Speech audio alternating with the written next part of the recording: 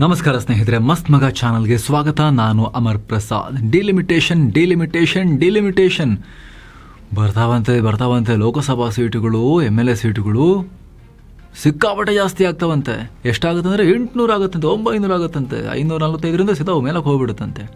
ಇದೇ ಚರ್ಚೆ ನೀವು ದಿನ ಬೆಳಕಾದ್ರೆ ನೋಡ್ತಾನೆ ಇರಲ್ಲ ಸ್ನೇಹಿತರೆ.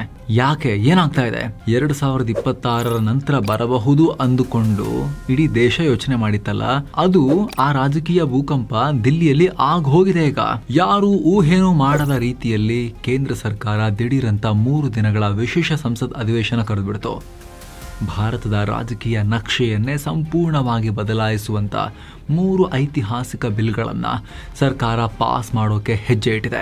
ಭಾರತದ ರಾಜಕೀಯ ನಕ್ಷೆಯನ್ನೇ ಸಂಪೂರ್ಣವಾಗಿ ಬದಲಾಯಿಸುವಂತ 3 ಐತಿಹಾಸಿಕ ಬಿಲ್ಗಳು. ಹಾಗಿದ್ರೆ ಏನಿದು ಡಿಲಿಮಿಟೇಷನ್? ಇದರಿಂದ ದಕ್ಷಿಣ ಭಾರತಕ್ಕೆ, ವಿಶೇಷವಾಗಿ ನಮ್ಮ ಕರ್ನಾಟಕಕ್ಕೆ ಆಗೋ ಲಾಭಗಳೇನು, ನಷ್ಟಗಳೇನು? ಡಿಲಿಮಿಟೇಷನ್ಗೂ ಮಹಿಳಾ ಮೀಸಲಾತಿಗೂ ಇರೋ ಲಿಂಕ್ ಏನು?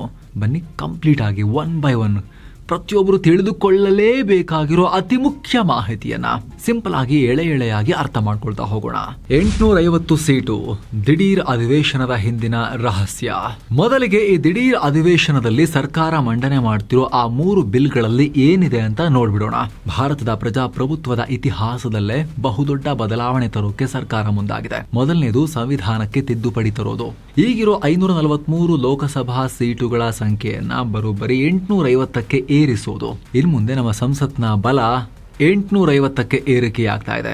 ಎರಡನೇದು, ಈ ಹೊಸ ಸೀಟುಗಳನ್ನ, ಹೊಸ ಕ್ಷೇತ್ರಗಳನ್ನ ಸೃಷ್ಟಿ ಮಾಡೋಕ್ಕಾಗಿ ಹೊಸ ಡಿಲಿಮಿಟೇಷನ್ ಕಮಿಷನ್ ಅದನ್ನ ರಚನೆ ಮಾಡೋದು. ಇನ್ನು ಮೂರನೇದು, ಕೇಂದ್ರಾಡಳಿತ ಪ್ರದೇಶಗಳ ಕಾನೂನು ತಿದ್ದುಪಡಿ ಬಿಲ್. ದಿಲ್ಲಿ, ಜಮ್ಮು ಕಾಶ್ಮೀರ ಮತ್ತು ಪುದುಚೇರಿಯಂತಹ ಕೇಂದ್ರಾಡಳಿತ ಪ್ರದೇಶಗಳಲ್ಲೂ ಈ ಹೊಸ ಸೀಟು ಹಂಚಿಕೆ ಜಾರಿ ಮಾಡೋಕೆ ಈ ಬಿಲ್ ಮಂಡನೆ ಮಾಡಲಾಗ್ತಿದೆ. ಆದರೆ 2026ರವರೆಗೆ ಟೈಮ್ ಇದ್ರೂ ಕೂಡ ಸರ್ಕಾರ ಈಗಲೇ ಯಾಕೆ ಇಷ್ಟೊಂದು ಅರ್ಜೆಂಟ್ ಮಾಡ್ತಾ ಇದೆ? ಇದಕ್ಕೆ ಸರ್ಕಾರ ಕೊಡ್ತಿರೋ ಕಾರಣ ಮಹಿಳಾ ಮೀಸಲಾತಿ ಕಾಯ್ದೆ.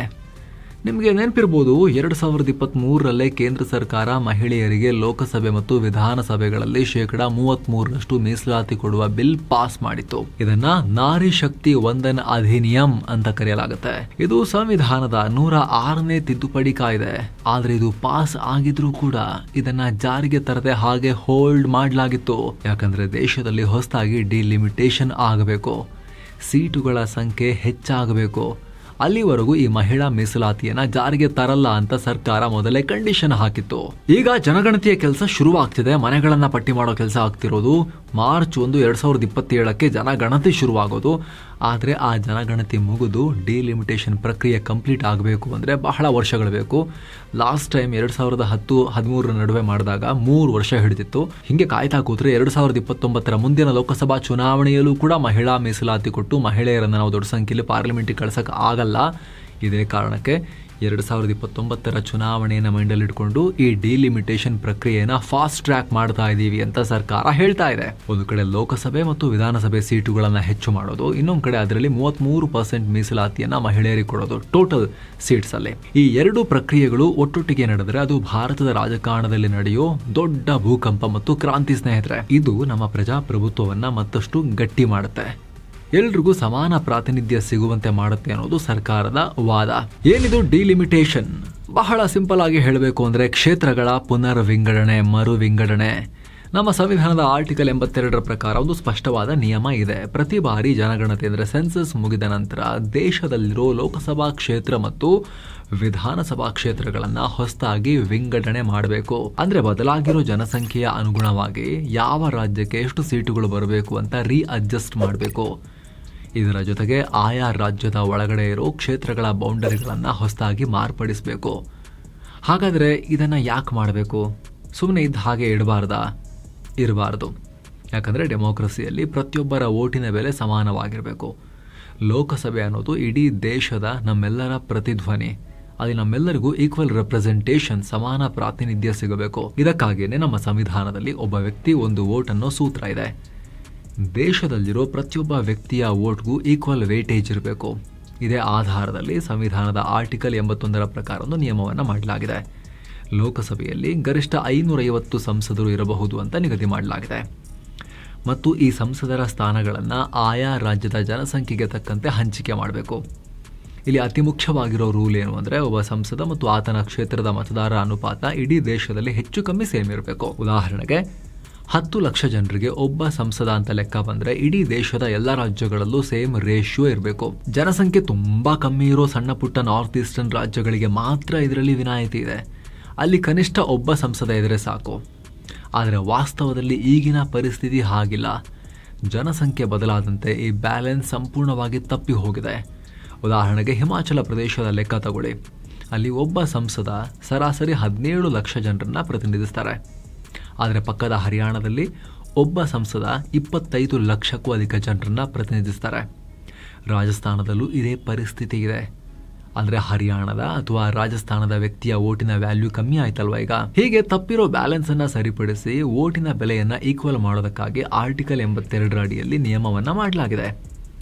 ಪ್ರತಿ ಬಾರಿ ಜನಗಣತಿ ಮುಗಿದ ನಂತರ ಹೊಸ ಜನಸಂಖ್ಯೆಗೆ ಅನುಗುಣವಾಗಿ ಈ ಸೀಟುಗಳನ್ನು ಪುನರ್ ವಿಂಗಡಣೆ ಮಾಡಬೇಕು ಹಾಗೂ ಲೋಕಸಭಾ ಕ್ಷೇತ್ರಗಳ ಬೌಂಡರಿಯನ್ನು ಹೊಸದಾಗಿ ರೀಡ್ರಾ ಮಾಡಬೇಕು. ಈ ಸಂಪೂರ್ಣ ಪ್ರಕ್ರಿಯೆನೇ ಡಿಲಿಮಿಟೇಷನ್. ಇನ್ನು ಸ್ನೇಹಿತರೆ, ಮುಂದುವರಿಯುವ ಮುನ್ನ ಒಂದು ಸಣ್ಣ ಮನವಿ. ವಿಡಿಯೋ ಕೆಳಗಿರೋ ಜಾಯಿನ್ ಬಟನ್ ಮೂಲಕ ಆಸಕ್ತ ವೀಕ್ಷಕರು ಮಸ್ತ್ಮಗ ಪ್ರೀಮಿಯಂ ಮೆಂಬರ್ ಆಗ್ಬೋದು. ಸಾಕಷ್ಟು ನಿಮ್ಮ ಜೀವನಕ್ಕೆ ವ್ಯಾಲ್ಯೂ ಆ್ಯಡ್ ಮಾಡಬಹುದಾದ ವಿಶೇಷ ಮಾಹಿತಿಯನ್ನು ನಾವು ಮೆಂಬರ್ ಓನ್ಲಿ ಪ್ರಕಟ ಮಾಡ್ತಿದ್ದೀವಲ್ಲ, ಅದೆಲ್ಲವನ್ನು ನೀವು ಕೂಡ ಆಕ್ಸೆಸ್ ಮಾಡ್ಬೋದು. ಆಸಕ್ತರು ಜಾಯಿನ್ ಬಟನ್ ಚೆಕ್ ಮಾಡಿ. ಬನ್ನಿ ಕಂಟಿನ್ಯೂ ಮಾಡೋಣ. 1976ರಿಂದ ಬ್ರೇಕ್. ದಕ್ಷಿಣ ಭಾರತಕ್ಕೆ ಸಿಕ್ಕ ಶಿಕ್ಷೆ ಏನು? ಏನಾಯಿತು ಅಂದರೆ ಸ್ನೇಹಿತರೆ, ಸಂವಿಧಾನದಲ್ಲಿ ನಿಯಮ ಇದ್ದಿದ್ದರಿಂದ ಮೊದಲಿಗೆ ಡಿಲಿಮಿಟೇಷನ್ ಪ್ರಕ್ರಿಯೆ ಸರಿಯಾಗಿ ಟೈಮಿಗೆ ಕರೆಕ್ಟಾಗಿ ನಡೀತಾ ಇತ್ತು. ಅದಕ್ಕೆ ತಕ್ಕಂತೆ ಲೋಕಸಭಾ ಸ್ಥಾನಗಳ ಸಂಖ್ಯೆ ಕೂಡ ಚೇಂಜ್ ಆಗ್ತಾ ಇತ್ತು. ನೀವು ಇತಿಹಾಸ ತೆಗೆದು ನೋಡಿದ್ರೆ ಇದು ಅರ್ಥ ಆಗುತ್ತೆ. 1951ರ ಜನಗಣತಿ ನಂತರ ಮೊದಲ ಎಲೆಕ್ಷನ್ ಟೈಮ್ನಲ್ಲಿ 489 ಲೋಕಸಭಾ ಸೀಟುಗಳಿದ್ವು. 1961ರ ಸೆನ್ಸಸ್ ಬಳಿಕ 1963ರ ಹೊತ್ತಿಗೆ ಸೀಟುಗಳ ಸಂಖ್ಯೆ 522ಕ್ಕೆ ಏರಿಕೆ ಆಯಿತು. ನೆಕ್ಸ್ಟ್ 1971ರಲ್ಲಿ ಜನಗಣತಿಯಾದಾಗ 1973ರ ಹೊತ್ತಿಗೆ ಈ ಸಂಖ್ಯೆ ಈಗಿರೋ 543ಕ್ಕೆ ಬಂದು ನಿಲ್ತು. 1971, 1973 ಆ ಟೈಮ್ನಲ್ಲಿ ಆಗಿರೋದಿದು. ಆದರೆ ಅಲ್ಲಿಂದ ಆಮೇಲೆ ಏನಾಯಿತು? ಕಳೆದ 50 ವರ್ಷಗಳಿಂದ ಈ ಡಿಲಿಮಿಟೇಷನ್ ಕೆಲಸ ಆಗಲಿಲ್ಲ. ಯಾಕೆ? ಏನು ಪ್ರಾಬ್ಲಮ್ ಆಯಿತು? 1976ಅಲ್ಲೇ ಯಾಕೆ ಬ್ರೇಕ್ ಹಾಕಿ ಬಂದ್ ಮಾಡಿಟ್ರಿ ಕೆಲಸವನ್ನು? ಸಿಂಪಲ್. ದಕ್ಷಿಣ ಭಾರತದ ರಾಜ್ಯಗಳ ಆಕ್ಷೇಪ. ಆ ಕಾಲದಲ್ಲಿ ಜನಸಂಖ್ಯೆ ದೇಶದಲ್ಲಿ ಸ್ಫೋಟ ಆಯಿತು. ಅದನ್ನು ಕಂಟ್ರೋಲ್ ಮಾಡೋಕೆ ಆಗಿನ ಕೇಂದ್ರ ಸರ್ಕಾರ ಕುಟುಂಬ ಕಲ್ಯಾಣ ಅಥವಾ ಫ್ಯಾಮಿಲಿ ಪ್ಲಾನಿಂಗ್ ಯೋಜನೆಗಳನ್ನು ಜಾರಿಗೆ ತಂದರು. ಆಗ ಕರ್ನಾಟಕ, ತಮಿಳುನಾಡು, ಕೇರಳ ಸೇರಿದ ಹಾಗೆ ದಕ್ಷಿಣ ಭಾರತದ ರಾಜ್ಯಗಳು ಸರ್ಕಾರದ ಮಾತನ್ನು ಕೇಳಿದ್ರು.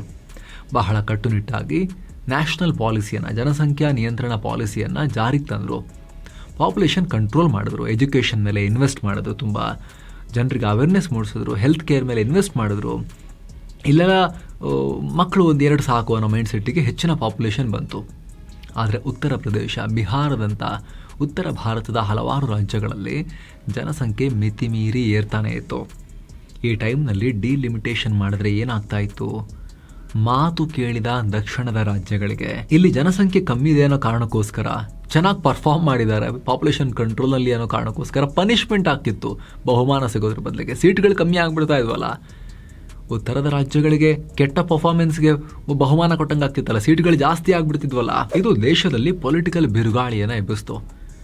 ಹಿಂಗಾಗಕ್ಕೆ ಸಾಧ್ಯನೇ ಇಲ್ಲ ಅಂತ ಹೇಳಿ ಇದಕ್ಕೆ ಮಣಿದ ಅಂದಿನ ಇಂದಿರಾ ಗಾಂಧಿ ಸರ್ಕಾರ 1976ರಲ್ಲಿ ಸಂವಿಧಾನಕ್ಕೆ 42ನೇ ತಿದ್ದುಪಡಿ ತಗೊಬಂದ್ರು. ಏನಂತ? ಡಿಲಿಮಿಟೇಷನ್ ಸದ್ಯಕ್ಕೆ ಬೇಡ, ಸ್ವಲ್ಪ ಇಶ್ಯೂ ಇದೆ ಇಲ್ಲಿ, ತುಂಬ ಕಾಂಪ್ಲಿಕೇಟೆಡ್. 25 ವರ್ಷಗಳ ಕಾಲ 2001ರವರೆಗೆ ಮುಂದಕ್ಕೆ ಹಾಕೋಣ ಅಂಥೇಳಿ ರೋಡಲ್ಲಿ ಕ್ಯಾನ್ ಒದಿತಾ ಹೋಗ್ತೀವಿ ಗೊತ್ತಾ? ಪುರ್ಸೋತಿದ್ದಾಗ, ಫ್ರೀ ಇದ್ದಾಗ ಏನಾದ್ರು ಡಬ್ಬಿ ಸಿಕ್ಕಿದ್ರೆ, ಕಲ್ಲು ಸಿಕ್ಕಿದ್ರೆ, ಖಾಲಿ ರೋಡ್ ಇದ್ರೆ, ಮೂಡಿದ್ರೆ ಹಾಗೆ ಜಾಡ್ಸೋದ್ರು ಇವರು ಇಂದಿರಾ ಗಾಂಧಿ. 2001ಕ್ಕೆ ಒದ್ಬಿಟ್ರು. ಆವಾಗ ಬರೋರು ನೋಡ್ಕೋತಾರೆ ಅಂಥೇಳಿ. ಆಮೇಲೆ 2001 ಕೂಡ ಬಂತು. ಆಗ ಯಾರಿದ್ರು? ಅಟಲ್ ಬಿಹಾರಿ ವಾಜಪೇಯಿ ಅವರ ಸರ್ಕಾರ ಇತ್ತು. ಆಗಲೂ ಜನಸಂಖ್ಯೆಯ ಸ್ಫೋಟದ ವಿಚಾರದಲ್ಲಿ ಅಸಮತೋಲನ ಇದ್ದೇ ಇತ್ತು. ದಕ್ಷಿಣ ಭಾರತದಲ್ಲಿ ಜನಸಂಖ್ಯೆ ಇನ್ನೂ ಕಂಟ್ರೋಲಿಗೆ ಬಂತು, ಆದರೆ ಉತ್ತರದಲ್ಲಿ ಇನ್ನೂ ಸ್ಫೋಟನೇ ಆಗ್ತಾ ಇತ್ತು. ಹೀಗಾಗಿ ಅಟಲ್ ಬಿಹಾರಿ ವಾಜಪೇಯಿ ಅವರು ಕೂಡ ಇಂದಿರಾ ಗಾಂಧಿ 2001ಕ್ಕೆ ಒದ್ದಿದ್ದ ಕ್ಯಾನನ್ನು, ಡಬ್ಬಿನ ಸೀದಾ 25 ವರ್ಷಕ್ಕೆ ಮುಂದಕ್ಕೆ ಹೋದರು ಅಟಲ್ ಬಿಹಾರಿ ವಾಜಪೇಯಿ. 2001ರಲ್ಲಿ 84ನೇ ತಿದ್ದುಪಡಿ ತಂದು ಆ ಫ್ರೀಸನ್ನು 2026ರವರೆಗೆ ವಿಸ್ತರಣೆ ಮಾಡಲಾಯಿತು. ಅಷ್ಟರಲ್ಲಿ ದೇಶದ ಜನಸಂಖ್ಯೆ ಹತೋಟಿಗೆ ಬಂದಿರುತ್ತೆ. ಎಲ್ಲ ರಾಜ್ಯಗಳ ಜನಸಂಖ್ಯಾ ಬೆಳವಣಿಗೆ ದರ ಹೆಚ್ಚು ಕಮ್ಮಿ ಸೇಮ್ ಆಗಿರುತ್ತೆ ಅನ್ನೋದು ವಾಜಪೇಯಿ ಅವರ ಥಾಟ್ ಪ್ರೊಸೆಸ್ ಆಗಿತ್ತು. ಸೇಮ್ ಇಂದಿರಾ ಗಾಂಧಿ ಥರನೇ. ಹಾಗಾಗಿ 1971 ಜನಗಣತಿಯ ಆಧಾರದ ಮೇಲೆಯೇ ಇವತ್ತಿಗೂ ಲೋಕಸಭಾ ಸೀಟುಗಳನ್ನು ಹಂಚಿಕೆ ಮಾಡಲಾಗ್ತಿದೆ. ಕಡೆ ಬಾರಿ 2002ರಲ್ಲಿ ಡಿಲಿಮಿಟೇಷನ್ ಕಮಿಷನ್ ರಚನೆಯಾಗಿ 2008ರಲ್ಲಿ ಅದರ ಆದೇಶ ಪಬ್ಲಿಷ್ ಆಗಿತ್ತು. ಆದರೆ ಅದು ಕೇವಲ ಕ್ಷೇತ್ರಗಳ ಗಡಿಗಳನ್ನು ಮಾತ್ರ ಅಡ್ಜಸ್ಟ್ ಮಾಡಿತ್ತೇ ಹೊರತು ಸೀಟುಗಳನ್ನು ಹೆಚ್ಚು ಮಾಡಿರಲಿಲ್ಲ. ಆದರೆ ಈಗ ಮೋದಿ ಸರ್ಕಾರ ಈ ಫ್ರೀಸನ್ನು ಇನ್ನಷ್ಟು ವಿಸ್ತರಿಸೋ ಯಾವುದೇ ಉದ್ದೇಶ ನಮಗಿಲ್ಲ, ನಾವು ಸುಧಾರಣೆ ಮಾಡ್ತೀವಿ ಅಂಥೇಳಿ ದಿಢೀರ್ನೆ 3 ಬಿಲ್ಗಳನ್ನು ತಗೊಂಡ್ಬಂದಿದೆ. ಬರೋಬ್ಬರಿ 50 ವರ್ಷಗಳ ನಂತರ ಮತ್ತೆ ಡಿಲಿಮಿಟೇಷನ್ ಚರ್ಚೆ ಮುನ್ನೆಲೆಗೆ ಬಂದಿದೆ. ಸೆನ್ಸಸ್ಗೆ ಕಾಯಲ್ಲ ಸರ್ಕಾರ, ಬಿಲ್ನಲ್ಲಿದೆ ಬಹುದೊಡ್ಡ ಮಾಸ್ಟರ್ ಪ್ಲಾನ್. ಇದುವರೆಗೂ ದೇಶ ಅಂದುಕೊಂಡಿದ್ದೇನು 2026ರವರೆಗೆ ಡಿಲಿಮಿಟೇಷನ್ ಫ್ರೀಸ್ ಇದೆ, ಹೀಗಾಗಿ 2027ರಲ್ಲಿ ಹೊಸ ಜನಗಣತಿ ನಡೆಯುತ್ತೆ, ಆ ರಿಪೋರ್ಟ್ ಬಂದ ಮೇಲೆ ಡಿಲಿಮಿಟೇಷನ್ ಆಗುತ್ತೆ ಅಂತ, ಆಮೇಲೆ ಮಹಿಳಾ ಮೀಸಲಾತಿ ಜಾರಿಗೆ ಬರುತ್ತೆ ಅಂತ ಅಂದ್ಕೊಂಡಿದ್ದು. ಆದರೆ ಸರ್ಕಾರ ಅದಕ್ಕೆಲ್ಲ ಕಾಯಲ್ಲ ಅಂತ ಹೇಳ್ತಿದ್ದಾರೆ. ಬದಲಾಗಿ ನಿಮಗೆ ಆರಂಭದಲ್ಲೇ ಹೇಳಿದ್ವಿ ನಾವು, ಡಿಲಿಮಿಟೇಷನ್ ಇವಾಗಲೇ ಮುಗಿಸೋಕೆ ಹೊರಟಿದ್ದಾರೆ. ಇದು ಹೇಗೆ ಸಾಧ್ಯ? ಅದನ್ನೇ ಈ 3 ದಿನಗಳ ಅಧಿವೇಶನದಲ್ಲಿ ಸರ್ಕಾರ ಮಾಡ್ತಾ ಇರೋದು. ಸರ್ಕಾರ ತಂದಿರೋ ಬಿಲ್ನಲ್ಲಿ ಸಂವಿಧಾನದ ಆರ್ಟಿಕಲ್ 82ಕ್ಕೆ ಒಂದು ಮಹತ್ವದ ತಿದ್ದುಪಡಿ ತರಲಾಗ್ತಿದೆ. ಇದರಲ್ಲಿ ಲಾಸ್ಟ್ ಪ್ರಿಸೀಡಿಂಗ್ ಸೆನ್ಸಸ್ ಅಥವಾ ಕಡೆಯ ಜನಗಣತಿ ಅನ್ನೋ ಪದ ಇತ್ತು. ಅಂದರೆ ಯಾವಾಗಲೂ ಲೇಟೆಸ್ಟ್ ಆಗಿ ನಡೆದಿರೋ ಜನಗಣತಿ ಆಧಾರದ ಮೇಲೆ ಕ್ಷೇತ್ರ ವಿಂಗಡಣೆ ಆಗಬೇಕು ಅನ್ನೋ ನಿಯಮ. ಆದರೆ ಈಗ ಸರ್ಕಾರ ಪದವನ್ನು ರಿಮೂವ್ ಮಾಡ್ತಾ ಇದೆ, ಅದರ ಜಾಗದಲ್ಲಿ ಹೊಸ ಸಾಲನ್ನು ಸೇರಿಸ್ತಿದ್ದಾರೆ. ಸಂಸತ್ತು ಯಾವ ಜನಗಣತಿಯನ್ನು ಆಧಾರವಾಗಿ ಇಟ್ಕೋಬೇಕು ಅಂತ ಕಾನೂನು ಮೂಲಕ ತೀರ್ಮಾನ ಮಾಡುತ್ತೋ ಅದೇ ಫೈನಲ್ ಅಂತ. ಇದರ ಅರ್ಥ ಏನು ಅಂದರೆ ಸರ್ಕಾರ ಪರ್ಟಿಕ್ಯುಲರ್ ಜನಗಣತಿಗೋಸ್ಕರ ಕಾಯೋ ಅವಶ್ಯಕತೆ ಇಲ್ಲ. ಇವಾಗಲೇ ಮಾಡಬೇಕು ಅಂದರೆ ಲೇಟೆಸ್ಟ್ ಯಾವುದಿದೆ 2011 ಜನಗಣತಿ, ಅದ್ರ ಬೇಸಿಸ್ ಮೇಲೇ ಮಾಡಿಬಿಡ್ಬೋದು. ನೆಕ್ಸ್ಟ್ ಇನ್ನೊಂದ್ಸಲಿ ಯಾವತ್ತೋ ಮಾಡೋ ಟೈಮ್ನಲ್ಲಿ ಆವಾಗ 2027 ಆಗ್ತಿದೆಯಲ್ಲ, ಅದ್ರ ಬೇಸಿಸ್ನಲ್ಲಿ ನೆಕ್ಸ್ಟ್ ಯಾವಾಗಲಾದ್ರೂ ಡಿಲಿಮಿಟೇಷನ್ ಮಾಡಬೇಕಾದ್ರೆ ಅದ್ರ ತಗೋಬೋದು. ಲೇಟೆಸ್ಟ್ ಸೆನ್ಸಸ್ ಅನ್ನೋ ಒಂದು ಲೆಕ್ಕಾಚಾರವನ್ನು ಸರ್ಕಾರ ಇಟ್ಕೊಂಡು ಹೋಗ್ತಾ ಇದೆ. ಈ ಒಂದು ತಿದ್ದುಪಡಿ ಸರ್ಕಾರಕ್ಕೆ ದೊಡ್ಡ ಪವರ್ ತಂದುಕೊಡ್ತಾ ಇದೆ. ಇದೇ 131ನೇ ತಿದ್ದುಪಡಿ ಬಿಲ್ನಲ್ಲಿ ಕೇವಲ ಆರ್ಟಿಕಲ್ 82 ಮಾತ್ರ ಅಲ್ಲ, ಇನ್ನೂ 2 ಪ್ರಮುಖ ಬದಲಾವಣೆಗಳನ್ನು ತರಲಾಗ್ತಿದೆ. ಒಂದು, ಸಂವಿಧಾನದ ಆರ್ಟಿಕಲ್ 81ಕ್ಕೆ ತಿದ್ದುಪಡಿ ತಂದು ಲೋಕಸಭೆಯ ಗರಿಷ್ಠ ಸೀಟುಗಳ ಮಿತಿಯನ್ನು 550ರಿಂದ ಬರೋಬ್ಬರಿ 850ಕ್ಕೆ ಹೆಚ್ಚು ಮಾಡೋದು. ಇದರಲ್ಲಿ 815 ಸೀಟು ರಾಜ್ಯಗಳಿಗೆ ಮತ್ತು 35 ಸೀಟು ಕೇಂದ್ರಾಡಳಿತ ಪ್ರದೇಶಗಳಿಗೆ ಮೀಸಲಿಡೋದು. ಎರಡನೇದು, ಮಹಿಳಾ ಮೀಸಲಾತಿ ಜಾರಿ ಮಾಡೋಕೆ 2026ರ ನಂತರದ ಜನಗಣತಿಗೆ ಕಾಯಬೇಕು ಅಂತ ಇದ್ದ ರೂಲ್ಸನ್ನು ಕೂಡ ಈ ಬಿಲ್ ಮೂಲಕ ರದ್ದು ಮಾಡಲಾಗ್ತಿದೆ. ಹೀಗೆ ಸಂವಿಧಾನಕ್ಕೆ ತಿದ್ದುಪಡಿ ತಂದು ಈಗಲೇ ಸೀಟುಗಳನ್ನು ಹೆಚ್ಚಿಸುವುದು ಸರ್ಕಾರದ ಉದ್ದೇಶ. ಸೀಟು ಏರಿಕೆಗೆ 50% ಫಾರ್ಮುಲಾ ಅತಿ ಮುಖ್ಯವಾಗಿರೋ ವಿಚಾರ. ದಕ್ಷಿಣ ಭಾರತಕ್ಕೆ ಅನ್ಯಾಯ ಆಗಬಾರದು ಅಂದರೆ ಪಾರ್ಲಿಮೆಂಟ್ನಲ್ಲಿ ಈಗ ಎಷ್ಟೇ ಸೀಟ್ ಜಾಸ್ತಿ ಆದರೂ ಪ್ರತಿ ರಾಜ್ಯದ ಪರ್ಸೆಂಟೇಜ್ ಶೇರ್ ಎಷ್ಟಿತ್ತು ಪಾರ್ಲಿಮೆಂಟ್ನಲ್ಲಿ, ಈಗ ಅದು ನೆಕ್ಸ್ಟ್ ಕೂಡ ಕಂಟಿನ್ಯೂ ಆಗಲೇಬೇಕಲ್ವಾ. ಅದಕ್ಕೋಸ್ಕರನೇ 50% ಫಾರ್ಮುಲಾವನ್ನು ತಗೊಂಬರಲಾಗಿದೆ. ದೇಶದ ಎಲ್ಲ ರಾಜ್ಯಗಳ ಲೋಕಸಭಾ ಸೀಟುಗಳನ್ನು ಈಗಿರೋ ಸಂಖ್ಯೆಗಿಂತ ಕರಾರುವಕ್ಕಾಗಿ 50% ಜಾಸ್ತಿ ಮಾಡೋದು. ಉದಾಹರಣೆಗೆ ಉತ್ತರ ಪ್ರದೇಶದ ಸೀಟು ಸದ್ಯ 80 ಇದೆ. ಇದಕ್ಕೆ 50% ಅಂದರೆ 40 ಸೀಟುಗಳನ್ನು ಸೇರಿಸಿದರೆ UP ಲೋಕಸಭಾ ಸೀಟು 120ಕ್ಕೆ ಏರಿಕೆಯಾಗುತ್ತೆ. ಅಂದರೆ ಮುಂಚೆ ಕೂಡ 15% ಆಸುಪಾಸಲ್ಲಿತ್ತು ಅವ್ರದ್ದು ಪಾರ್ಲಿಮೆಂಟಲ್ ಸ್ಟ್ರೆಂತ್, ಇವಾಗಲೂ ಕೂಡ ಪರ್ಸೆಂಟೇಜ್ ವೈಸ್ ಅಷ್ಟೇ ಸ್ಟ್ರೆಂತ್ ಇರುತ್ತೆ ಅವರಿಗೆ ಪಾರ್ಲಿಮೆಂಟ್ನಲ್ಲಿ. ಅದೇ ರೀತಿ ನಮ್ಮ ಕರ್ನಾಟಕದ ಲೆಕ್ಕಾಚಾರ ನೋಡಿದ್ರೆ ಲೋಕಸಭೆಯ 543 ಸೀಟುಗಳಲ್ಲಿ ಕರ್ನಾಟಕಕ್ಕೆ 28 ಸ್ಥಾನಗಳಿದ್ದಾವೆ. ಕರ್ನಾಟಕದ ಪಾಲು ಪಾರ್ಲಿಮೆಂಟ್ನಲ್ಲಿ 5.15%. ಈಗ ಬಿಲ್ ಪಾಸ್ ಆಗಿ ಸೀಟುಗಳು 816ಕ್ಕೆ ಏರಿಕೆಯಾದರೆ ಕರ್ನಾಟಕದ ಸೀಟುಗಳ ಸಂಖ್ಯೆ 42ಕ್ಕೆ ಹೋಗುತ್ತೆ. ಆದರೆ ಪರ್ಸೆಂಟೇಜ್ ವೈಸ್ ಪಾರ್ಲಿಮೆಂಟ್ನಲ್ಲಿ ಕರ್ನಾಟಕದ ಶೇರ್ ಮೊದಲಿನಷ್ಟೇ ಇರುತ್ತೆ, 5.14% ಆಸುಪಾಸಲ್ಲೇ ಇರುತ್ತೆ. ಹೀಗೆ ಮಾಡಿದ್ರೆ ಯಾವುದೇ ರಾಜ್ಯದ ಸ್ಟ್ರೆಂತ್ ಪಾರ್ಲಿಮೆಂಟ್ನಲ್ಲಿ ಕಮ್ಮಿ ಆಗಲ್ಲ, ಜಾಸ್ತಿನೂ ಆಗಲ್ಲ, ಸೇಮೇ ಇರುತ್ತೆ ಸ್ಟ್ರೆಂತ್ ವೈಸ್. ಆದರೆ ಪಾಪ್ಯುಲೇಷನ್ ಗ್ರೋತ್ ಆಗಿರೋದಕ್ಕೆ ತಕ್ಕ ಹಾಗೆ ಜನರಿಗೆ ಹೆಚ್ಚಿನ MP ಗಳು ಸಿಗ್ತಾರೆ ಅಷ್ಟೇ. ದೊಡ್ಡ ದೊಡ್ಡ ಭೂಪ್ರದೇಶಕ್ಕೆ ಒಬ್ಬೊಬ್ಬರೇ MP ಬದಲಿಗೆ ಸಣ್ಣ ಸಣ್ಣ ಭೂಪ್ರದೇಶಕ್ಕೆ ಒಬ್ಬರು MP ಬರ್ತಾರೆ ನೆಕ್ಸ್ಟ್ ಈಗ. ಆದರೆ ಸಮಸ್ಯೆ ಏನು ಅಂದರೆ ಈಗ ಮಂಡನೆಯಾಗಿರೋ 131ನೇ ತಿದ್ದುಪಡಿ ಬಿಲ್ನಲ್ಲಿ ಈ 50% ಹೆಚ್ಚಳದ ಬಗ್ಗೆ ಒಂದೇ ಒಂದು ಸಾಲಿನ ಉಲ್ಲೇಖನೂ ಇಲ್ಲ, ಪರ್ಸೆಂಟೇಜ್. ಇಡೀ ಬಿಲ್ನಲ್ಲಿ ಎಲ್ಲೂ ಕೂಡ ಎಲ್ಲ ರಾಜ್ಯಗಳಿಗೂ ಸಮಾನವಾಗಿ 50% ಹೆಚ್ಚಿಸ್ತೀವಿ ಅಂತ ಬರೋದಿಲ್ಲ. ಕೇವಲ ಒಟ್ಟು ಸೀಟು 850ಕ್ಕೆ ಏರಿಸ್ತೀವಿ ಅಂತ ಮೆನ್ಷನ್ ಮಾಡಲಾಗಿದೆ. ಆದರೆ ಕೇಂದ್ರ ಸರ್ಕಾರ ಏನು ಹೇಳ್ತಾ ಇದೆ ಅಂದರೆ ಬಿಲ್ನ ಜೊತೆಗೆ ಒಂದು ಶೆಡ್ಯೂಲ್ ಅಂದರೆ ಪಟ್ಟಿಯನ್ನು ಅಟ್ಯಾಚ್ ಮಾಡ್ತಿದ್ದಾರೆ. ಸಾಮಾನ್ಯವಾಗಿ ಬಿಲ್ನ ಕೊನೆಯಲ್ಲಿ ಈ ಶೆಡ್ಯೂಲ್ ಇರುತ್ತೆ. ಇದರಲ್ಲಿ ಯಾವ ರಾಜ್ಯಕ್ಕೆ ಎಷ್ಟು ಸೀಟುಗಳು ಹಂಚಿಕೆಯಾಗಲಿವೆ ಹೇಗೆ ಅನ್ನೋ ನಿಖರವಾದ ನಂಬರ್ಸ್ ಇರುತ್ತೆ ಅಂತ ಹೇಳಲಾಗ್ತಿದೆ. ದಕ್ಷಿಣದ ರಾಜ್ಯಗಳ ಅನುಪಾತ ಅಥವಾ ಪ್ರಭಾವ ಸಂಸತ್ನಲ್ಲಿ ಕೆಳಗೆ ಬರದಂತೆ ಇದರಲ್ಲಿ ಕರೆಕ್ಟ್ ಆಗಿ ಎಲ್ರಿಗೂ ಈಕ್ವಲ್ ಶೇರ್ ಸಿಗೋ ತರ ಇರುತ್ತೆ ಅಂತ ಕೇಂದ್ರ ಸರ್ಕಾರ ಹೇಳಿದೆ. ಜೊತೆಗೆ ಅಮಿತ್ ಶಾ ಅವರು ಕೊಟ್ಟಿರೋ ಒಂದು ಇಂಟ್ರೆಸ್ಟಿಂಗ್ ಲೆಕ್ಕಾಚಾರ ನೋಡಿ. ಇಲ್ಲಿ ಸೀಟುಗಳನ್ನು 50% ಹೆಚ್ಚಿಸಿದರೆ ಮಾತ್ರ ಈಗಿರೋ ಯಾರಿಗೂ ಅನ್ಯಾಯವಾಗದಂತೆ 33% ಮಹಿಳಾ ಮೀಸಲಾತಿಯನ್ನು ಕೂಡ ತರೋಕೆ ಸಾಧ್ಯ ಅಂತ ಹೇಳಿದ್ದಾರೆ ಅಮಿತ್ ಶಾ, ಹೋಮ್ ಮಿನಿಸ್ಟರ್.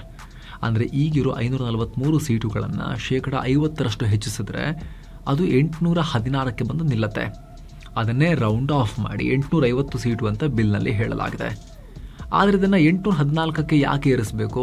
ಯಾಕಂದರೆ ಸೀಟ್ ಹೆಚ್ಚಿಸಿದೆ. ಇವಾಗಿರೋ 543ರಲ್ಲೇ ಮಹಿಳೆಯರಿಗೆ 33% ಮೀಸಲಾತಿ ಕೊಟ್ಟರೆ ಈಗಿರೋ ಹಾಲಿ ನಾಯಕರ ಸೀಟುಗಳಿಗೆ ಕುತ್ತು ಬರುತ್ತಲ್ಲ, ಕರೆಂಟ್ ಪೊಲಿಟಿಕಲ್ ಕ್ಲಾಸ್ ಬುಡ ಅಲಗಾಡುತ್ತಲ್ಲ, ಅವರೇ ವಿರೋಧ ಮಾಡ್ತಾರೆ. ಆದರೆ ಸೀಟನ್ನು 816ಕ್ಕೆ ಏರಿಸಿದ್ರೆ ಅದರಲ್ಲಿ 33% ಅಂದರೆ 269 ಸೀಟುಗಳು ಮಹಿಳೆಯರಿಗೆ ರಿಸರ್ವ್ ಆಗ್ತವೆ. ಇನ್ನುಳಿದ 547 ಸೀಟುಗಳು ಓಪನ್ ಆಗಿ ಎಲ್ರಿಗೂ ಇರ್ತವೆ, ಎಲ್ರಿಗೂ ಅವಕಾಶ ಇರುತ್ತಲ್ಲ ಸ್ಪರ್ಧೆ ಮಾಡೋಕ್ಕೆ. ಇದರಿಂದ ಹಾಲಿ ಇರೋ 543 ಸ್ಥಾನಗಳಿಗೆ ಅಥವಾ ಕರೆಂಟ್ ಪೊಲಿಟಿಕಲ್ ಕ್ಲಾಸ್ ಏನಿದ್ದಾರೆ ದೇಶದಲ್ಲಿ ಅವ್ರ ಬುಡಕ್ಕೆ ಯಾವುದೇ ಬಿಸಿನೀರು ಬರಲ್ಲ. ಇಲ್ಲಿ ಪವರ್ಫುಲ್ ಆಯೋಗ, ಯಾರ ಕೈಯಲ್ಲಿರುತ್ತೆ ಕಂಟ್ರೋಲ್? ಇಡೀ ದೇಶದ ರಾಜಕೀಯ ನಕ್ಷೆಯನ್ನು ಬದಲಾಯಿಸೋ ಈ ಡಿಲಿಮಿಟೇಷನ್ ಪ್ರಕ್ರಿಯೆನ ಮಾಡೋದು ಯಾರು? ಇದಕ್ಕಾಗಿ ಕೇಂದ್ರ ಸರ್ಕಾರ ಡಿಲಿಮಿಟೇಷನ್ ಬಿಲ್ 2026 ಅಡಿಯಲ್ಲಿ ಒಂದು ಇಂಡಿಪೆಂಡೆಂಟ್ ಡಿಲಿಮಿಟೇಷನ್ ಕಮಿಷನ್ ಆಯೋಗವನ್ನು ರಚನೆ ಮಾಡ್ತಾ ಇದೆ. ಈ ಆಯೋಗ ಎಷ್ಟು ಪವರ್ಫುಲ್ ಆಗಿರುತ್ತೆ ಅಂದರೆ ಇದರ ಆದೇಶಗಳು ಇಡೀ ದೇಶಕ್ಕೆ ಫೈನಲ್. ಮೊದಲಿಗೆ ಈ ಕಮಿಟಿಯಲ್ಲಿ ಯಾರ್ಯಾರು ಇರ್ತಾರೆ ಅಂತ ನೋಡೋಣ. ಇದರಲ್ಲಿ ಒಟ್ಟು 3 ಪ್ರಮುಖ ಸದಸ್ಯರಿರ್ತಾರೆ. ಸುಪ್ರೀಂ ಕೋರ್ಟ್ನ ಹಾಲಿ ಅಥವಾ ನಿವೃತ್ತ ನ್ಯಾಯಾಧೀಶರು ಈ ಆಯೋಗದ ಅಧ್ಯಕ್ಷರಾಗಿರ್ತಾರೆ. ಇವರನ್ನ ಕೇಂದ್ರ ಸರ್ಕಾರವೇ ಈ ಡಿಲಿಮಿಟೇಷನ್ ಕಮಿಷನ್ಗೆ ಹಾಕ್ಕೊಳ್ಳುತ್ತೆ. ಇದರ ಜೊತೆಗೆ ಕೇಂದ್ರ ಚುನಾವಣಾ ಆಯುಕ್ತರು ಮತ್ತು ಆಯಾ ರಾಜ್ಯಗಳ ಚುನಾವಣಾ ಆಯುಕ್ತರು ಇದರಲ್ಲಿ ಮೆಂಬರ್ಸ್ ಆಗಿರ್ತಾರೆ. ಇವರಷ್ಟೇ ಅಲ್ಲ, ಪ್ರಕ್ರಿಯೆಗೆ ಸಹಾಯ ಮಾಡೋಕೆ ಅಂತ ಪ್ರತಿ ರಾಜ್ಯದಿಂದ 10 ಅಸೋಸಿಯೇಟ್ ಮೆಂಬರ್ಸ್ ಅಥವಾ ಸಹ ಸದಸ್ಯರನ್ನು ಕೂಡ ನೇಮಕ ಮಾಡಲಾಗುತ್ತೆ. ಅದರಲ್ಲಿ 5 ಜನ ಆಯಾ ರಾಜ್ಯದ ಲೋಕಸಭಾ ಸಂಸದರು, 5 ಜನ ಆ ರಾಜ್ಯದ MLAಗಳಿರ್ತಾರೆ. ಆದರೆ ಇವರಿಗೆ ರಾಜ್ಯಗಳ MP ಮತ್ತು MLAಗಳು ಈ ಕಮಿಟಿಗೆ ಡಿಲಿಮಿಟೇಷನ್ ಕಮಿಷನ್ಗೆ ಹೆಲ್ಪ್ ಮಾಡೋಕ್ಕಿರ್ತಾರಲ್ಲ, ಇವ್ರು ಹೆಲ್ಪ್ ಅಷ್ಟೇ ಮಾಡೋಕ್ಕಿರೋದು. ಇವರಿಗೆ ವೋಟ್ ಹಾಕೋ ಅಧಿಕಾರ ಇರೋದಿಲ್ಲ, ಸಲಹೆ ಕೊಡೋಕಷ್ಟೇ ಇವರಿರೋದು. ಇನ್ನು ಈ ಆಯೋಗದ ಪವರ್ ಯಾವ ಥರ ಇರುತ್ತೆ ಗೊತ್ತಾ? ಈ ಆಯೋಗ ಸೀಟುಗಳ ಹಂಚಿಕೆ ಮತ್ತು ಕ್ಷೇತ್ರಗಳ ಗಡಿ ಬಗ್ಗೆ ಏನೇ ನಿರ್ಧಾರ ತಗೊಂಡ್ರೂ ಕೂಡ ಆ ಆದೇಶ ನೇರವಾಗಿ ಕಾನೂನಾಗಿ ಬರುತ್ತೆ. ಈ ಆದೇಶವನ್ನು ದೇಶದ ಸುಪ್ರೀಂ ಕೋರ್ಟ್ ಸೇರಿದ ಹಾಗೆ ಯಾವುದೇ ಕೋರ್ಟ್ನಲ್ಲೂ ಪ್ರಶ್ನೆ ಮಾಡೋ ಹಾಗಿಲ್ಲ. ಅಷ್ಟೇ ಅಲ್ಲ, ಇವರು ಕೊಟ್ಟ ರಿಪೋರ್ಟನ್ನು ಲೋಕಸಭೆ ಅಥವಾ ವಿಧಾನಸಭೆಯಲ್ಲಿ ಮಂಡಿಸಿದಾಗ ಅಲ್ಲಿನ ಸಂಸದರು ಅಥವಾ ಶಾಸಕರು ಕೂಡ ಅದರಲ್ಲಿ ಒಂದು ಅಕ್ಷರವನ್ನು ಚೇಂಜ್ ಮಾಡೋ ಹಾಗಿಲ್ಲ, ಯಾವುದೇ ತಿದ್ದುಪಡಿ ತರೋ ಹಾಗಿಲ್ಲ. ಡಿಲಿಮಿಟೇಷನ್ ಕಮಿಷನ್ಗೆ ಅಷ್ಟು ಪವರ್ಸ್ ಇರುತ್ತೆ. ಕೇವಲ ಸೀಟು ಮಾತ್ರವಲ್ಲ, ಬಿಲ್ನಲ್ಲಿರೋ ಹಿಡನ್ ಎಫೆಕ್ಟ್ಸ್ ಏನು? ಈ 3 ಬಿಲ್ಗಳನ್ನು ಸೂಕ್ಷ್ಮವಾಗಿ ಗಮನಿಸಿರೋ ಕೆಲ ತಜ್ಞರು, ಸಂಸ್ಥೆಗಳು ಒಂದಷ್ಟು ಎಚ್ಚರಿಕೆಯನ್ನು ಕೊಡ್ತಾ ಇದ್ದಾರೆ. ಲೋಕಸಭಾ ಸೀಟುಗಳನ್ನು 850ಕ್ಕೆ ಏರಿಸಿರೋದ್ರಿಂದ ಕೆಲ ಸೈಡ್ ಎಫೆಕ್ಟ್ಸ್ ಇದಾವೆ ಅಂತ ಹೇಳಿ. ಮೊದಲನೇದು, ರಾಜ್ಯಸಭೆಯ ಪವರ್ ಕಟ್ ಆಗುತ್ತೆ ಅನ್ನೋ ಆತಂಕ. ಈ ಬಿಲ್ ಕೇವಲ ಲೋಕಸಭಾ ಸೀಟುಗಳನ್ನು 850ಕ್ಕೆ ಏರಿಸುತ್ತೆ. ಆದರೆ ರಾಜ್ಯಸಭೆಯ ಗರಿಷ್ಠ ಸೀಟುಗಳನ್ನು 250ಕ್ಕೆ ಸೀಮಿತವಾಗಿಟ್ಟಿದೆ. ರಾಜ್ಯಸಭೆ ಜಾಸ್ತಿ ಮಾಡೋದ್ರ ಬಗ್ಗೆ ಏನೂ ಹೇಳಲಿಲ್ಲ. ಇದರಿಂದ ಏನಾಗುತ್ತೆ, ಸಂಸತ್ನಲ್ಲಿ ರಾಜ್ಯಸಭೆಯ ಅಸ್ತಿತ್ವ ಮತ್ತು ಪವರ್ ತುಂಬಾ ಡೌನ್ ಆಗುತ್ತೆ. ಒಂದು ವೇಳೆ ಯಾವುದಾದ್ರೂ ಬಿಲ್ಲಲ್ಲಿ 2 ಸದನಗಳಲ್ಲಿ ಒಮ್ಮತ ಮೂಡದೆ ರಾಜ್ಯಸಭೆಯಲ್ಲಿ ಪಾಸ್ ಆಗಿಲ್ಲ ಅಂತ ಹೇಳಿದ್ರೆ ಆವಾಗ ಜಾಯಿಂಟ್ ಸೆಷನ್ ಕರೆದು, ಜಂಟಿ ಅಧಿವೇಶನ ಕರೆದು ಅಲ್ಲಿ ಪಾಸ್ ಮಾಡ್ಕೋಬೋದು. ಲೋಕಸಭೆಯ ಪವರ್ ಜಾಸ್ತಿ ಇರುತ್ತಲ್ಲ, ಪಾಸ್ ಮಾಡ್ಕೋಬೋದು. ಆ ರೀತಿ ಇತ್ತು. ಎಲ್ಲ ಬಿಲ್ ಆಗಲ್ಲ, ಸಂವಿಧಾನ ತಿದ್ದುಪಡಿ ಬಿಲ್ ಆಗಲ್ಲ, ಮನಿ ಬಿಲ್ ಆಗಲ್ಲ, ಆರ್ಡಿನರಿ ಬಿಲ್ಸ್, ಫಿನಾನ್ಷಿಯಲ್ ಬಿಲ್ಸ್ ಎಲ್ಲ ಆ ರೀತಿ ಪಾಸ್ ಮಾಡ್ಕೋಬೋದು. ಡೆಡ್ ಲಾಕ್ ಕ್ರಿಯೇಟ್ ಆದಾಗ ಅಪ್ಪರ್ ಹೌಸ್ ಇದನ್ನು ಪಾಸ್ ಮಾಡ್ತಿಲ್ಲ ಅಂದರೆ, ಒಂದು ಮನೇಲಿ ಇದು ಪಾಸ್ ಆಗಿಲ್ಲ ಅಂದರೆ ಜಾಯಿಂಟ್ ಸೆಷನ್ ಕರೆದು ಇಂಥ ಬಿಲ್ಗಳನ್ನು ಪಾಸ್ ಮಾಡ್ಕೋಬೋದು. ಯೂಶ್ವಲಿ ರಾಜ್ಯಸಭೆಯಲ್ಲಿ ಪಾಸ್ ಆಗದಿದ್ದಾಗ ಇವುಗಳನ್ನು ಮಾಡಲಾಗುತ್ತೆ. ಲೋಕಸಭೆಯ ಪವರನ್ನು ಬಳಸಿ ಎರಡನ್ನು ಮರ್ಜ್ ಮಾಡಿ ಒಟ್ಟಿಗೆ ಸೆಷನ್ ಕರೆದು ಪಾಸ್ ಮಾಡಿಕೊಳ್ಳಲಾಗುತ್ತೆ. ಇವಾಗ ಇನ್ನೂ ಡೈಲ್ಯೂಟ್ ಆಗುತ್ತೆ ರಾಜ್ಯಸಭೆಯ ಪವರ್. ಲೋಕಸಭೆಗೆ ಇನ್ನಷ್ಟು ಜಾಸ್ತಿ ಶಕ್ತಿ ಬಂದ್ಬಿಡುತ್ತೆ. ಇದರಿಂದ ರಾಜ್ಯಸಭೆಯಲ್ಲಿ ವಿಪಕ್ಷಗಳಿಗೆ 3/2 ಬಹುಮತ ಒಂದು ವೇಳೆ ಇದ್ರೂ ಕೂಡ ಸರ್ಕಾರ ತನ್ನ ಲೋಕಸಭೆಯ ಬಲದಿಂದಲೇ ಈಸಿಯಾಗಿ ಇಂಥ ಬಿಲ್ಗಳನ್ನು ಪಾಸ್ ಮಾಡ್ಕೋಬಹುದು. ಗಮನಿಸಿ, ಸಂವಿಧಾನ ತಿದ್ದುಪಡಿ ಬಿಲ್ ಅಥವಾ ಮನಿ ಬಿಲ್ಗಳನ್ನು ಆ ರೀತಿ ಪಾಸ್ ಮಾಡೋಕ್ಕಾಗಲ್ಲ ಜಾಯಿಂಟ್ ಸೆಷನ್ಸಲ್ಲಿ. ಅದು ಎರಡೂ ಇದರಲ್ಲಿ ಪ್ರತ್ಯೇಕವಾಗಿ ಪಾಸ್ ಆಗಬೇಕು. ಆರ್ಡಿನರಿ ಬಿಲ್ಸ್ ಮತ್ತು ಫಿನಾನ್ಷಿಯಲ್ ಬಿಲ್ಸ್ ಮಾತ್ರ ಆ ರೀತಿ ಪಾಸ್ ಮಾಡೋಕ್ಕಾಗೋದು.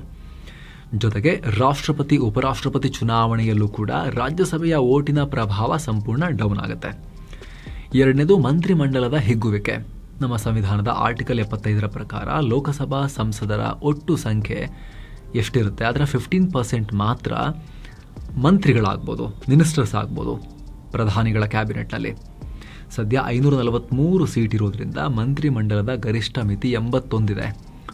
ಒಂದು ವೇಳೆ ಸೀಟು 815 ಅಥವಾ 850ಕ್ಕೆ ಏರಿಕೆಯಾದರೆ ಕೇಂದ್ರ ಮಂತ್ರಿಗಳ ಸಂಖ್ಯೆ ಬರೋಬ್ಬರಿ 122ಕ್ಕೆ ಏರಿಕೆಯಾಗುತ್ತೆ. ಇಷ್ಟು ದೊಡ್ಡ ಮಂತ್ರಿಮಂಡಲವನ್ನು ನಿಭಾಯಿಸಬೇಕಾಗತ್ತೆ. ಬೊಕ್ಕಸಕ್ಕೆ ಇನ್ನೂ ಜಾಸ್ತಿ ಖರ್ಚಾಗಲ್ವಾ ಅನ್ನೋ ಪ್ರಶ್ನೆ ಕೂಡ ಕೆಲವರು ಕೇಳ್ತಿದ್ದಾರೆ. ಆದರೆ ಇಷ್ಟು ದೊಡ್ಡ ದೇಶವನ್ನು ನಡೆಸೋಕ್ಕೆ ಅದು ಬೇಕಾಗತ್ತೆ ಅನ್ನೋ ಜಸ್ಟಿಫಿಕೇಶನ್ ಕೂಡ ಇದೆ. ಇನ್ನು ಮೂರನೇದು, ನಮ್ಮ ಸಂಸದರ ಧ್ವನಿ ಅಡಗತ್ತೆ ಅನ್ನೋದು. ಇಡೀ ದೇಶದಿಂದ 850 ಜನ ಸಂಸದರು ಬಂದು ಲೋಕಸಭೆಯಲ್ಲಿ ಕೂತ್ರೆ ಬರೀ ಗದ್ದಲ ಮಾಡ್ತಾರಷ್ಟೇ. ಮುಂಚೆನೇ ನಮ್ಮಲ್ಲೇನು ಭಾಳ ಶಿಸ್ತಿಲ್ಲ. ಕೆಲವೊಂದು ಅಡ್ವಾನ್ಸ್ಡ್ ಎವಾಲ್ಡ್ ಡೆಮೋಕ್ರಸಿಗಳಲ್ಲಿ ಶಿಸ್ತಲ್ಲಿ ಕೈ ಎತ್ತಿ ಮಾತಾಡೋಕೆ ಕೊಟ್ಟಾಗ ಮಾತಾಡ್ತಾರೆ. ನಮ್ಮಲ್ಲಿ ಹೆಂಗೆ ಚರ್ಚೆ ಮಾಡ್ತಾರೆ ನಿಮಗೆ ಗೊತ್ತಿದೆ. ನಾವು ಯಾವುದಕ್ಕೂ ಕಂಪೇರ್ ಮಾಡೋದು ಬೇಡ. ನಿಮಗೆ ಗೊತ್ತು ಯಾವ ಸೀನ್ ನೆನಪಾಗುತ್ತೆ ಅವರು ಡಿಬೇಟ್ ಮಾಡ್ಬೇಕಾರೆ, ಗಲಾಟೆ ಮಾಡ್ಬೇಕಾರೆ ಕೆಲವೊಂದು ಸಲ ಅಂಥೇಳಿ. ಅಪರೂಪಕ್ಕಷ್ಟೇ ಅವ್ರು ಚೆನ್ನಾಗಿ ಡಿಬೇಟ್ ಮಾಡೋದು. ಹಾಗಿರಬೇಕಾದ್ರೆ ಇಷ್ಟೊಂದು ಜನ ಇದ್ದಾಗ ಮಾತನಾಡೋಕ್ಕೆ ಪ್ರತಿಯೊಬ್ಬರಿಗೂ ಅವಕಾಶ ಸಿಗುತ್ತೆ. ಇವಾಗಲೇ ಎಲ್ಲರೂ ಮಾತಾಡ್ತಿಲ್ಲ. ಇಷ್ಟೊಂದು ಜನ ಆದಾಗ ಮಾತಾಡೋಕ್ಕೆ ಪರ್ಮಿಷನ್ ಪಡೆಯೋದು ಹೇಗೆ ಅನ್ನೋ ಚಾಲೆಂಜ್ ಕೂಡ ಇರುತ್ತೆ. ಇದೆಲ್ಲಕ್ಕಿಂತ ಅತಿ ದೊಡ್ಡ ವಿಚಾರ ಏನು ಗೊತ್ತಾ? ಸಿಂಪಲ್ ಮೆಜಾರಿಟಿ ವಿಚಾರ. ಯಾವ ಜನಗಣತಿ ಬಳಸಬೇಕು, ಯಾವಾಗ ಡಿಲಿಮಿಟೇಷನ್ ಮಾಡಬೇಕು ಅನ್ನೋದನ್ನು ಸಂಸತ್ತು ಡಿಸೈಡ್ ಮಾಡುತ್ತೆ ಅಂತ ಬಿಲ್ನಲ್ಲಿ ಹೇಳಲಾಗಿದೆಯಲ್ಲ. ಇದನ್ನು ಡಿಸೈಡ್ ಮಾಡೋಕ್ಕೆ ಸರ್ಕಾರಕ್ಕೆ ವಿಶೇಷ 2/3 ಮೆಜಾರಿಟಿ ಬೇಕಾಗಿಲ್ಲ. 3/2 ಬಹುಮತ ಬೇಕಾಗಿಲ್ಲ. ಕೇವಲ ಸಾಮಾನ್ಯ ಬಹುಮತ ಅಂದರೆ ಸಿಂಪಲ್ ಮೆಜಾರಿಟಿ ಸಾಕು. 51%ನಷ್ಟು ಸೀಟುಗಳಿದ್ರೆ ಸಾಕು. ಅಂದರೆ ಯಾವ ಪಕ್ಷ ಕೇಂದ್ರದಲ್ಲಿ ಅಧಿಕಾರದಲ್ಲಿರುತ್ತೋ ಆ ಪಕ್ಷ ತನಗೆ ಬೇಕಾದಾಗ ತನಗೆ ಬೇಕಾದ ಜನಗಣತಿ ಇಟ್ಟುಕೊಂಡು ಡಿಲಿಮಿಟೇಷನ್ ಮಾಡೋ ಆಬ್ಸಲ್ಯೂಟ್ ಪವರನ್ನು ಪಡ್ಕೊಳ್ತಾ ಇದೆ ಈಗ. ಸೊ ಸ್ನೇಹಿತರೆ, ಸಂಪೂರ್ಣ ಮಾಹಿತಿಯನ್ನು ನಿಮಗೆ ತಲುಪಿಸುವಂಥ ಪ್ರಯತ್ನವನ್ನು ನಾವು ಮಾಡ್ತಾ ಇದ್ದೀವಿ. ಈ ಐತಿಹಾಸಿಕ ಡಿಲಿಮಿಟೇಷನ್ ಬಿಲ್ ಬಗ್ಗೆ ನಿಮ್ಮ ಒಪಿನಿಯನ್ ಏನು? ಮಿಸ್ ಇಲ್ಲದೆ ಕಾಮೆಂಟ್ ಮಾಡಿ ತಿಳಿಸಿ. ಇಂಥ ಮತ್ತಷ್ಟು ಇನ್ಡೆಪ್ತ್ ಮಾಹಿತಿಯನ್ನು ಸರಳವಾಗಿ ತಿಳ್ಕೊಳ್ಳೋಕೆ ಮಸ್ತ್ಮಗ ಚಾನಲ್ಗೆ ಸಬ್ಸ್ಕ್ರೈಬ್ ಮಾಡೋದನ್ನು ಮರಿಬೇಡಿ. ಹಾಗೆ ಸ್ನೇಹಿತರೆ, ವಿಡಿಯೋ ಕೆಳಗಿರೋ ಜಾಯಿನ್ ಬಟನ್ ಮೂಲಕ ಆಸಕ್ತ ವೀಕ್ಷಕರು ಮಸ್ತ್ಮಗ ಪ್ರೀಮಿಯಂ ಮೆಂಬರ್ಸ್ ಆಗ್ಬೋದು. ಸಾಕಷ್ಟು ನಿಮ್ಮ ಲೈಫ್ಗೆ ವ್ಯಾಲ್ಯೂ ಆ್ಯಡ್ ಮಾಡುವ ವೀಡಿಯೋಸನ್ನು, ಮಾಹಿತಿಯನ್ನು ಅಲ್ಲೂ ಕೂಡ ನೀವು ಎಕ್ಸ್ಕ್ಲೂಸಿವ್ ಆಗಿ ಮೆಂಬರ್ ಓನ್ಲಿ ವೀಡಿಯೋಸನ್ನು ನೋಡೋಕೆ ಶುರು ಮಾಡ್ಬೋದು. ಆಸಕ್ತರು ಚೆಕ್ ಮಾಡಿ ಜಾಯಿನ್ ಬಟನ್. ಮತ್ತೆ ಭೇಟಿ ಆಗ್ತಿರೋಣ. ನಮಸ್ಕಾರ.